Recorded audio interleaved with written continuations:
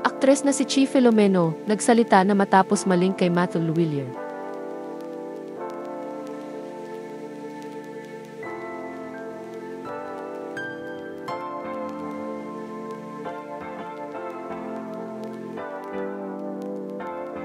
Kamakailan ay naugnay sa aktres na si Chi Filomeno ang pangalan ni Matthew Luwilier na mula sa kilalang angkan at mga negosyante sa Cebu.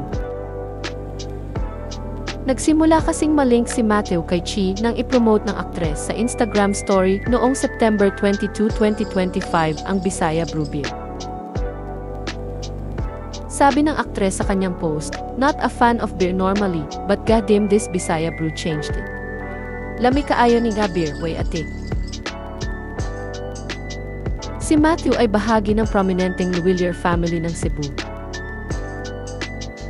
Nagtapos ng kolehiyo si Matthew sa Pepperdine University sa California. Ayon sa ulat ng pep.ph, isa si Matthew sa nagpasimuno sa isang homegrown beer label na Bisaya Brew Premium Craft Beer.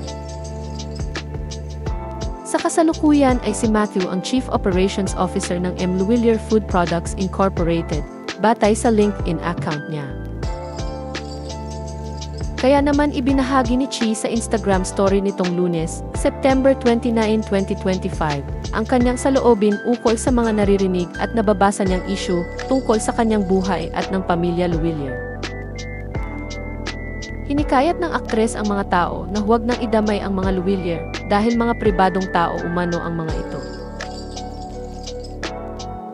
Anya, I've been reading and hearing a lot these past few days, and I ask that my past relationship, my present life, and the Luwilier family be left out of this issue.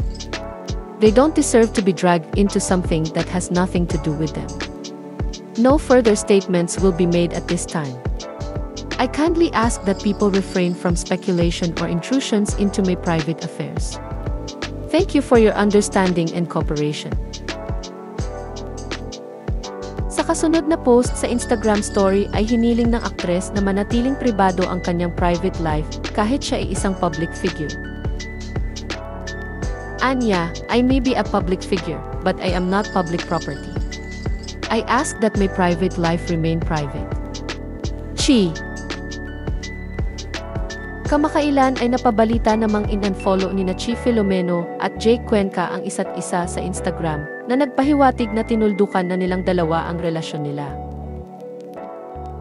Pero hanggang ngayon ay hindi pa rin naglabas ng pahayag ang dalawa tungkol sa estado ng kanilang relasyon.